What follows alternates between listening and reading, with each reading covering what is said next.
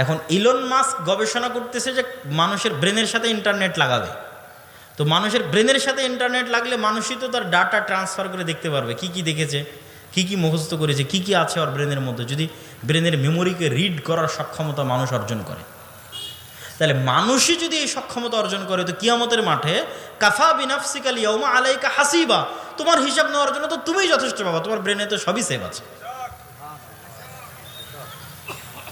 তোমার ব্রেনে তুমি যা ভিডিও দেখেছো তাও সেভ হয়ে আছে, যে কী কী ভিডিও দেখেছো, যা গান শুনেছো তাও সেভ হয়ে আছে, তুমি কী কী গান শুনেছো, যা কাজ করেছো তাও সেভ হয়ে আছে। তাহলে আর কিসের সাক্ষী দরকার? কাফা বিনাফসিকাল ইয়াউমা আলাইকা হাসিবা, আজকে তুমি যথেষ্ট, তোমার হিসাব নেওয়ার। এত ভয়ঙ্কর মেশিন এখানে লাগানো আছে। তো এর চেয়ে তো টপ লেভেলের মেশিন হচ্ছে অন্তর। মেশিন বলতেছি বুঝার সুবিধার্থে। কিভাবে, কেন বললাম এত টপ লেভেলের? এই জন্য যে মোবাইল দিয়ে মানুষের সাথে মানুষের যোগাযোগ হয়। পৃথিবীর এমন কোনো মেশিন আবিষ্কার হয়নি যে ফেরেশতার সাথেও যোগাযোগ করতে পারে, শয়তানের সাথেও যোগাযোগ করতে পারে। কিন্তু আমাদের শরীরের মধ্যে, যেখানে রাসূলুল্লাহ বলছে যে তাকওয়া হা হুনা, যেটা কালব, যেখানে রূহ থাকে, সেই জায়গাটা এত আপার লেভেলের, এত টপ ক্লাস যে এ যেমন বোধ করতে পারে ঘৃণা, অন্তর, রাগ, দুঃখ, ক্ষোভ, চোখের পানি সব এখান থেকে তৈরি হয়, আবেগ, অনুভূতি সব এখান থেকে তৈরি হয়। তো এই যেমন মানুষের প্রতি ভালোবাসা রাখতে পারে, মানুষের সাথে বন্ধুত্ব তৈরি করতে পারে, এই আপার লেভেলের মেশিন শয়তানের সাথেও কানেকশন তৈরি করতে পারে, ফেরেশতার সাথেও পারে। এটা ফেরেশতা এবং শয়তানের অস্তিত্বের সাথে আপনার কানেকশনের বাস্তবতা বোঝানোর জন্য আপনাকে মেশিন বলে উদাহরণ দিচ্ছে, যাতে আপনি বাস্তবতা বুঝতে পারেন যে ঠিক মেসেঞ্জারে যেমন আপনি চ্যাট করতেছেন, হোয়াটসঅ্যাপে যেমন মেসেজ দিচ্ছেন, ওর চাইতে বাস্তব আপনার এই রূহ, নফস, আপনার এই কালবের সাথে শয়তানের সম্পর্ক এবং ফেরেশতার সম্পর্ক।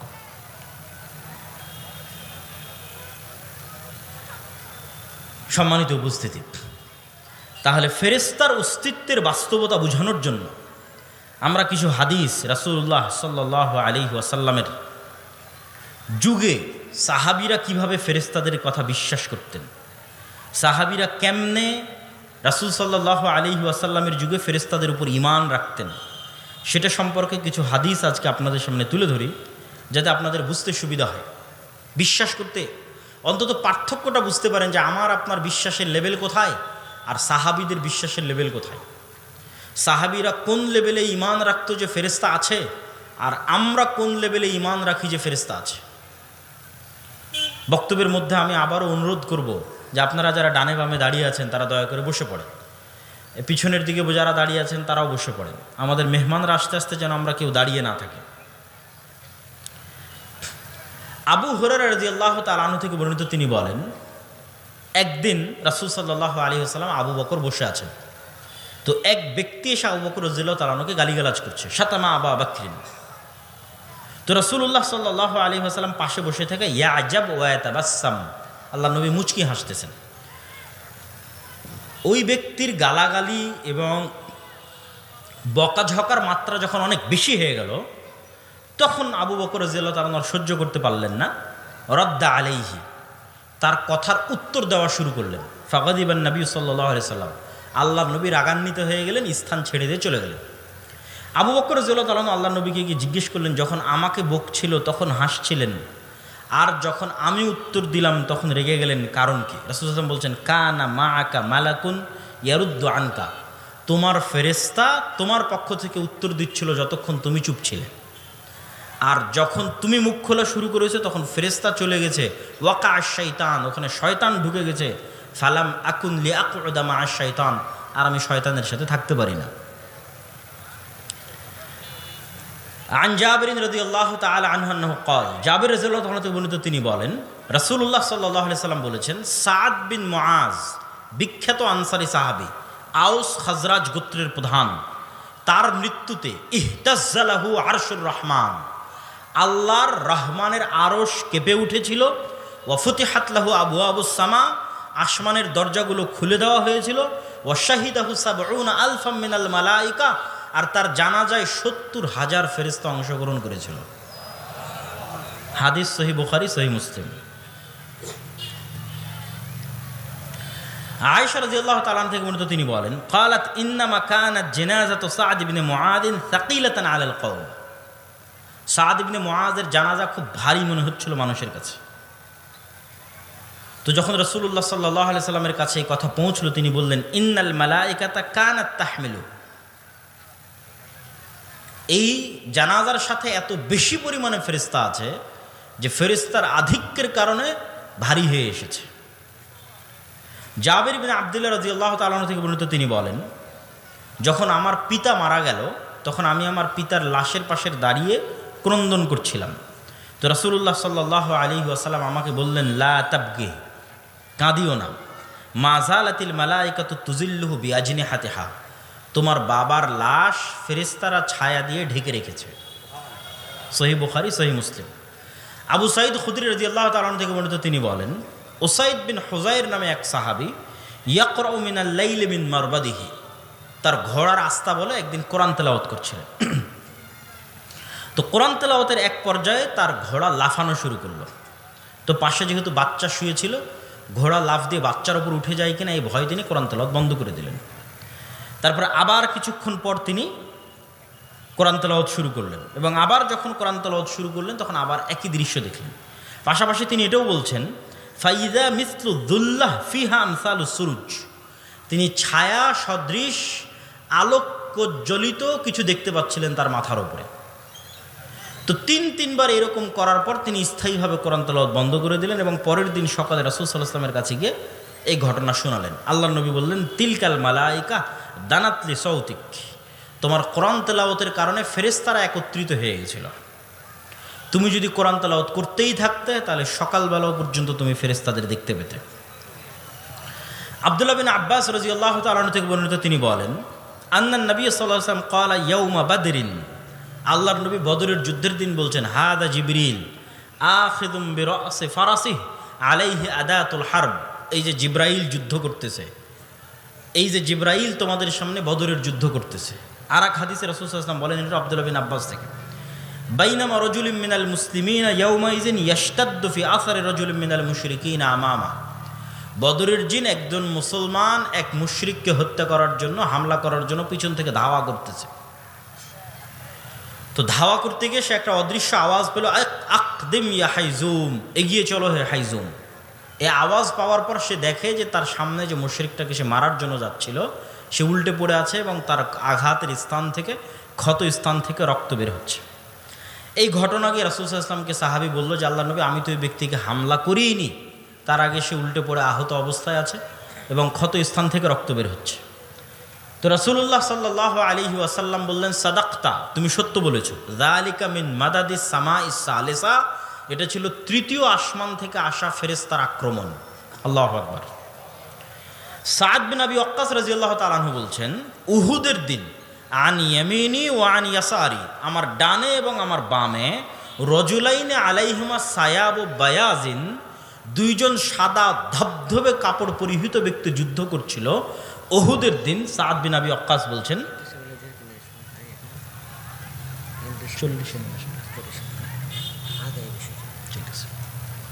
আমার ডানে এবং বামে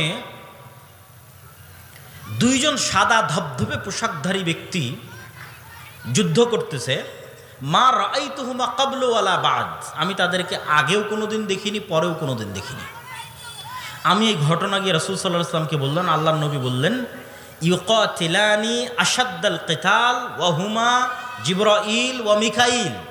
আল্লাহর নবী বললেন, তোমার দুই পাশে যে দুইজন মুজাহিদ সাদা ধবধবে পোশাক পরে যুদ্ধ করতেছিল ভয়ঙ্করভাবে, এরা দুইজন আর কেউ নয়, জিবরাইল এবং মিকাইল।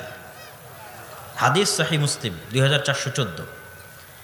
আয়েশা রাদিয়াল্লাহু তাআলা আনহা বলছেন, রাসূলুল্লাহ সাল্লাল্লাহু আলাইহি ওয়াসাল্লাম লাম্মা রাজা রাসূলুল্লাহ সাল্লাল্লাহু আলাইহি ওয়াসাল্লাম মিনাল খান্দাক, আল্লাহর নবী খন্দকের দিন যুদ্ধ থেকে ফিরে এসেছেন।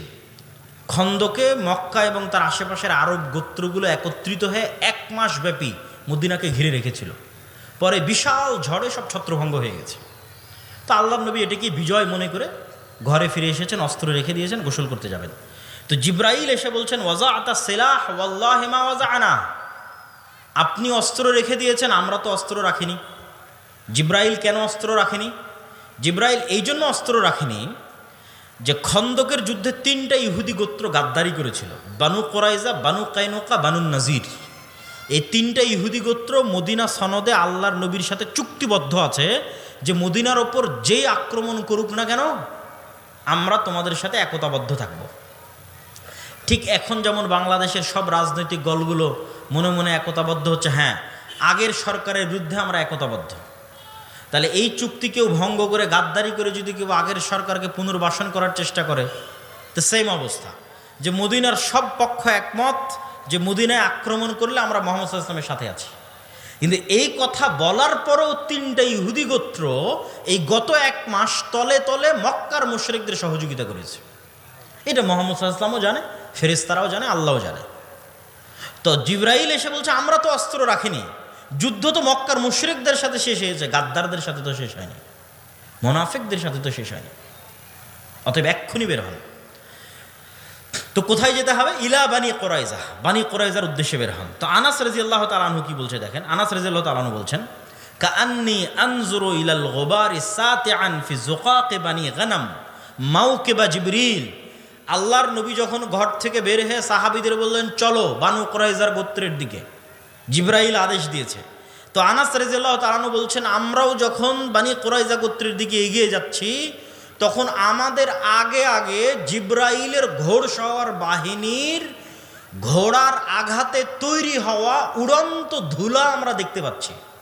আল্লাহু আকবার।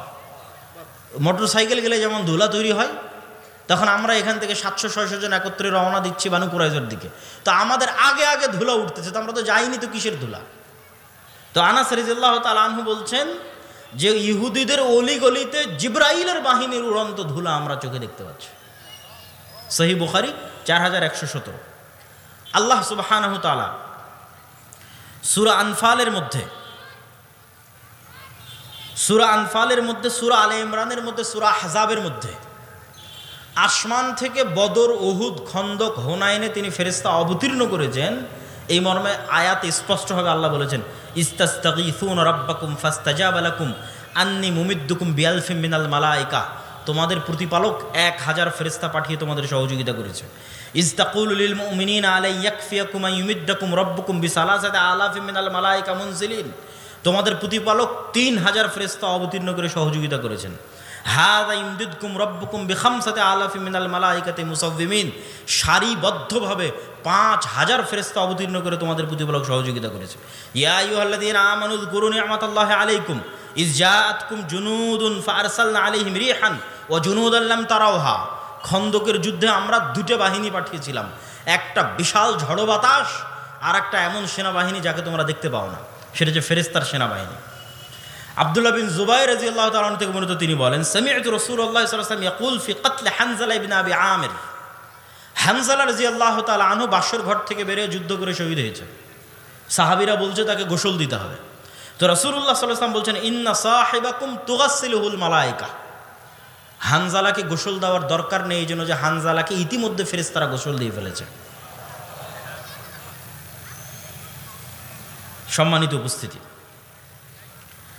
আরও অসংখ্য হাদিস রাসূলুল্লাহ সাল্লাল্লাহু আলাইহি ওয়াসাল্লামের জীবদ্দশায় ফেরেশতাদের সংক্রান্ত পেশ করা যাবে। রাসূলুল্লাহ সাল্লাল্লাহু আলাইহি ওয়াসাল্লাম একদিন বসে আছে এরকম মাজমায়, একজন অপরিচিত ব্যক্তি আসলেন, এসে আল্লাহ নবীকে জিজ্ঞেস করছে ইসলাম কি বলেন, ঈমান কি বলেন, ইহসান কি বলেন। সাহাবীরা বলছে ওর চেহারায় সফরের আলামত নাই এবং আমরা কোনোদিন দেখিনি। এখনকার মদিনা যত ছোট, সেই কালের মদিনা আরও ছোট, হাতে গোনা যায় একটা গ্রামের মানুষকে।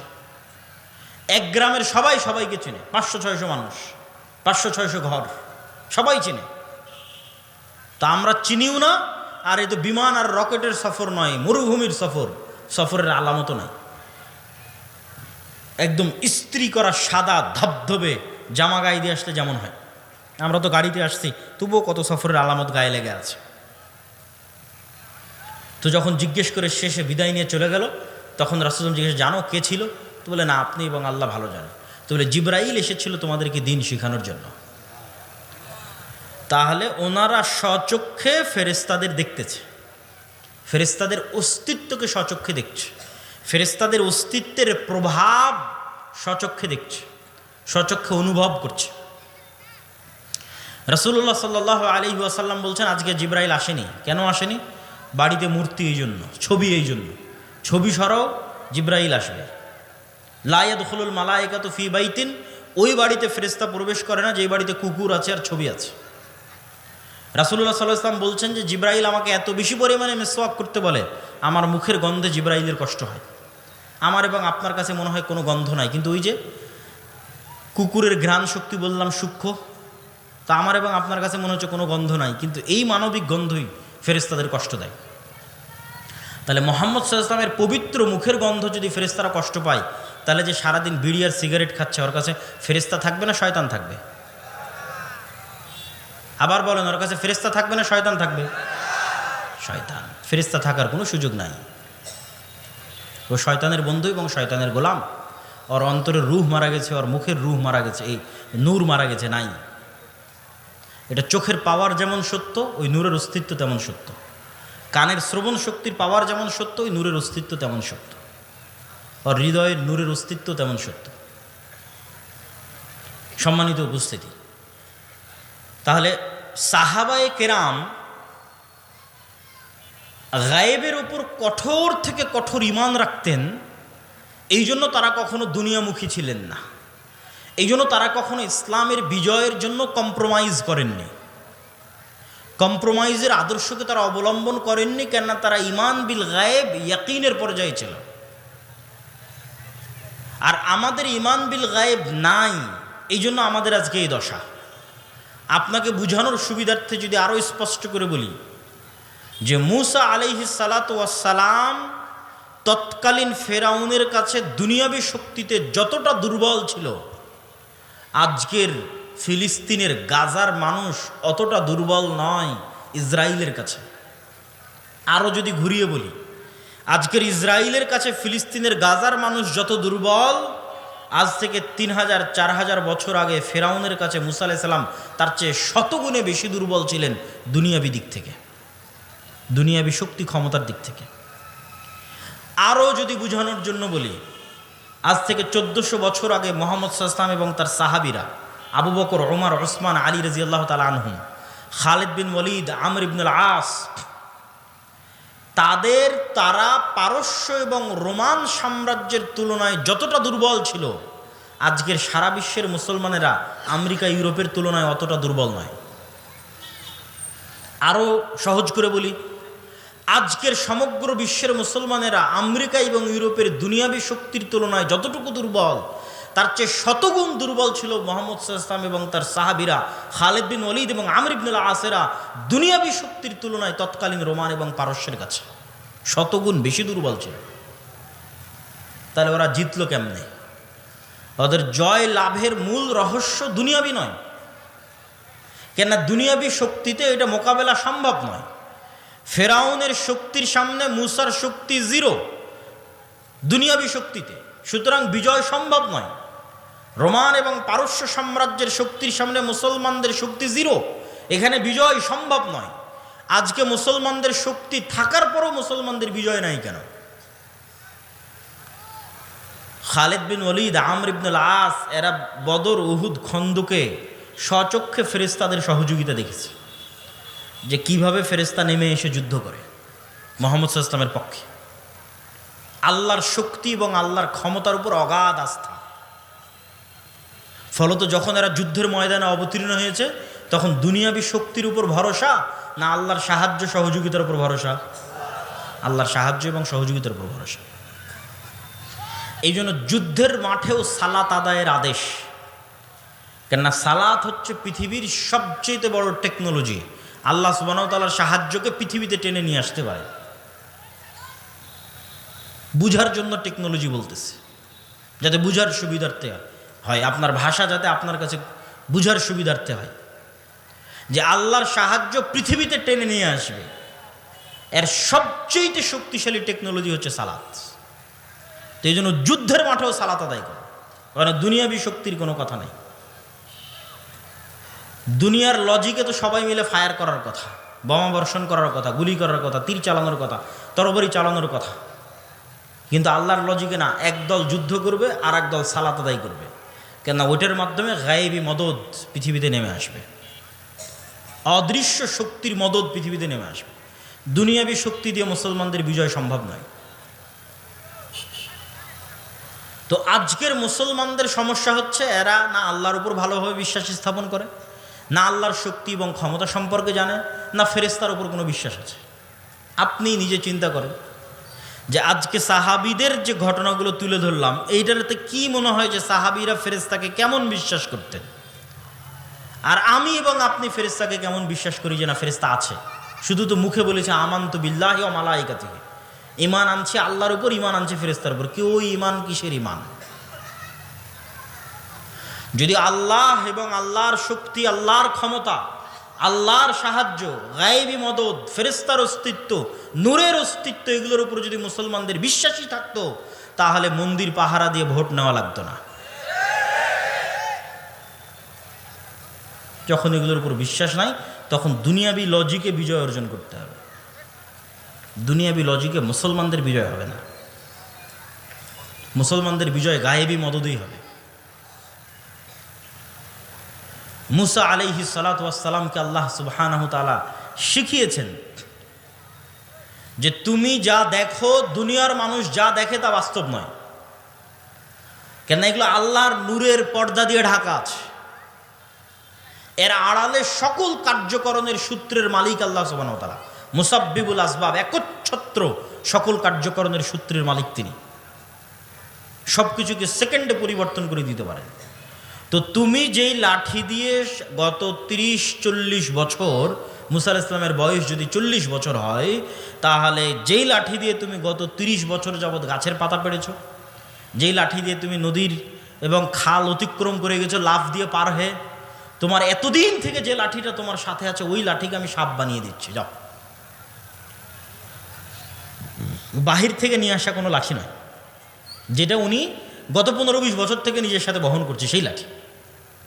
আল্লাহ বাহির থেকে একটা লাঠি দিলে দিয়ে বলে যে দেখো এটা লাঠি, এটাকে আমি সাপ বানিয়ে দিয়েছি না। তুমি যে লাঠি 15-20 বছর থেকে বহন করছো, ওই লাঠিকে সাপ বানিয়ে দিলাম। তুমি একদিন থেকে জানো যে এটা লাঠি, যাতে তুমি ভালোভাবে শিখো যে ফেরাউনের যা দুনিয়াবী শক্তি আছে এগুলো সমান জিরো।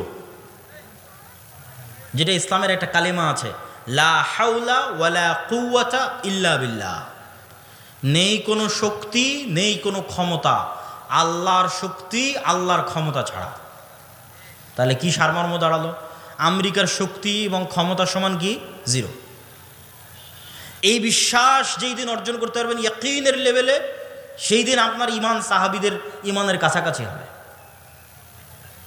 ইসরায়েলের দুনিয়াবী ক্ষমতা এবং দুনিয়াবী শক্তি সমান যখন আপনি মানসিকভাবে, মেন্টালি ফিল করতে পারবেন খুব ভালোভাবে যে না এই শক্তি, এই ক্ষমতা সমান হচ্ছে জিরো। লা হাওলা ওয়ালা কুওয়াতা ইল্লা বিল্লাহ। পৃথিবীতে শক্তি এবং ক্ষমতা যদি একমাত্র থাকে, সেটা কার? আল্লাহ সুবহানাহু ওয়া তাআলার। ঈমানের মাত্রা যেদিন এই লেভেলে পৌঁছে যাবে, ঈমানের মাত্রা অনুযায়ী হেল্প আসবে।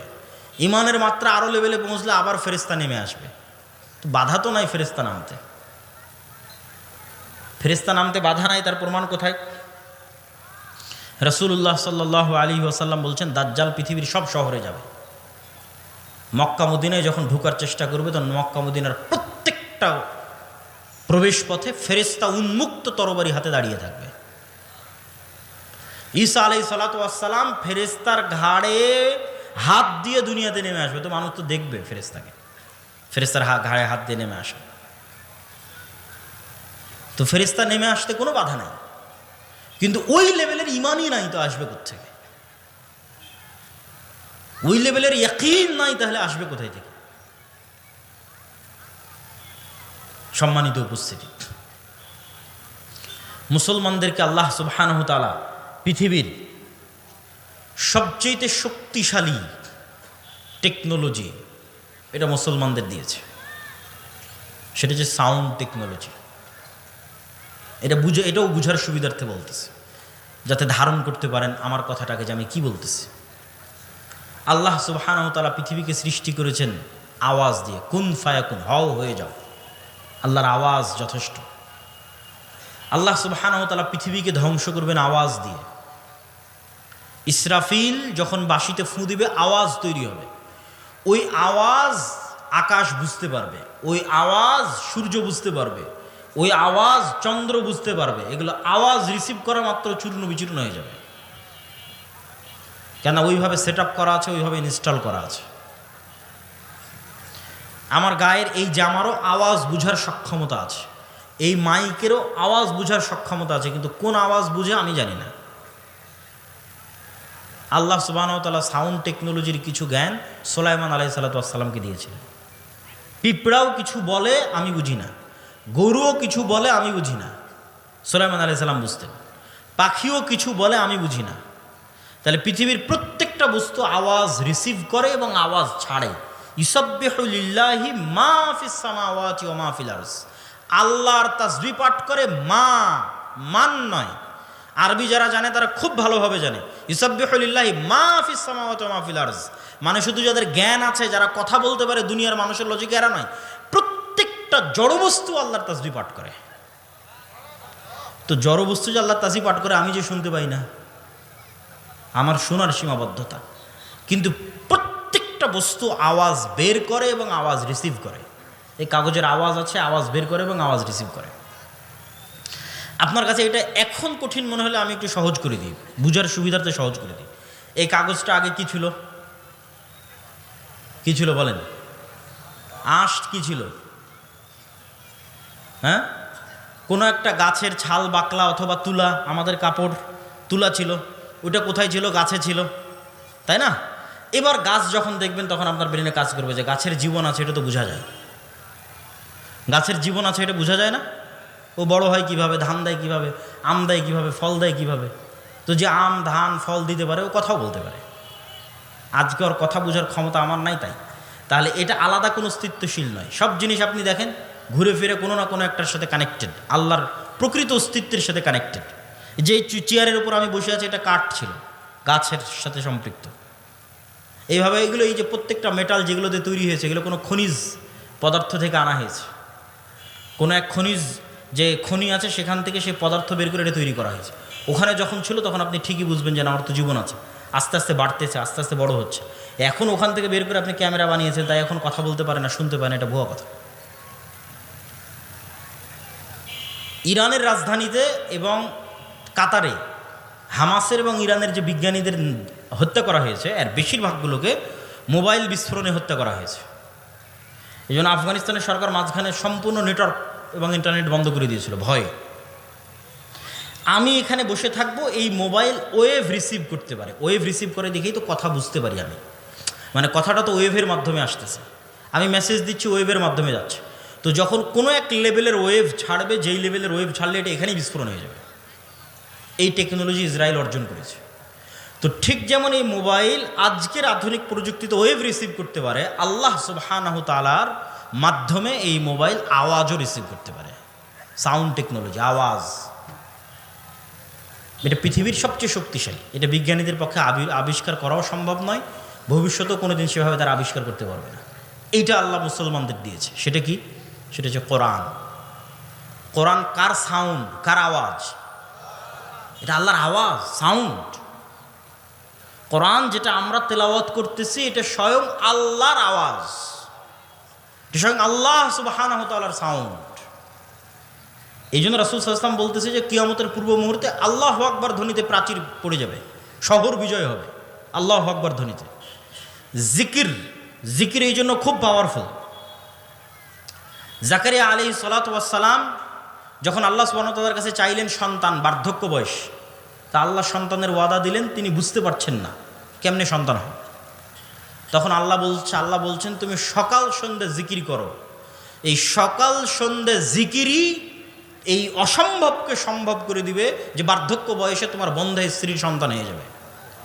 কেননা সকাল সন্ধ্যার জিকির তো সাউন্ড তৈরি করবে। লা ইলাহা ইল্লাল্লাহ, লা হাওলা ওয়ালা কুওয়াতা ইল্লা বিল্লাহ, সুবহানাল্লাহি ওয়া বিহামদিহি সুবহানাল্লাহিল আযীম। তো এই সাউন্ডগুলো যেমন এখন ইনস্ট্যান্ট ওয়েভের মাধ্যমে আমেরিকা পৌঁছে যাচ্ছে, কোনো না কোনোভাবে এগুলো সরাসরি আল্লাহ সুবহানাহু ওয়া তাআলার কাছে পৌঁছে যাচ্ছে, সাথে সাথে আল্লাহ সুবহানাহু ওয়া তাআলার সাথে সাথে শুনতে পাচ্ছে। তখন এগুলো পুনরায় এগুলোর প্রভাব পৃথিবীতে ফিরে আসতেছে। কোরআন তেলাওয়াত করতেছেন, এটা শক্তি, পাওয়ার হাউস। কোরআন বুঝা, কোরআনের জ্ঞান অর্জন করা, সালাত আদায় করা, এগুলো হচ্ছে মুসলমানদের শক্তির জায়গা। ঈমান বিল গায়েব, এগুলো হচ্ছে মুসলমানদের শক্তির জায়গা। সম্মানিত উপস্থিতি, ফেরেশতার অস্তিত্বের উপর বিশ্বাস স্থাপনের একটা উদাহরণ দিয়ে আজকের বক্তব্যের শেষের দিকে যাব। এতক্ষণ তো ফেরেশতাদের ঈমান বিল গায়েবের একটা পার্টের আলোচনা করেছি আজকে, সেটা হচ্ছে ফেরেশতাদের অস্তিত্ব। 6টা ঈমান বিল গায়েব। আমাদের একটা বই আসতেছে সামনে, আল্লাহর পথে যাত্রা। আগামী 6-7 নভেম্বর সালাফি কনফারেন্সে কিছু কপি পাওয়া যাবে। আগামী 6-7 মানে এই 3-4 দিন পরে, আগামী বৃহস্পতিবার শুক্রবার, এখান থেকে বেশি দূরে নয়, আল জামিয়া সালাফে ডাঙ্গিপাড়া পাওয়া রাজশাহী। দেশ বিদেশের আলেম ওলামা উপস্থিত থাকবে। আপনাদের দাওয়াত থাকলো, উপস্থিত হবেন তো ইনশাআল্লাহ? ইনশাআল্লাহ। তো ওখানে আমাদের এই ঈমান বিল গায়েব এবং পুরো বিষয়ের উপর একটা বই আসতেছে, আল্লাহর পথে যাত্রা, যেটা কিছু কপি পাওয়া যাবে ইনশাআল্লাহ। তো সেখানে আরও বিস্তারিত আলোচনা আছে। তো আমি যেটা বলছিলাম যে ফেরেশতার অস্তিত্বের উপর আলোচনা করলাম, বাস্তবে কেমনে প্র্যাকটিক্যালি দেখবেন ফেরেশতা আছে।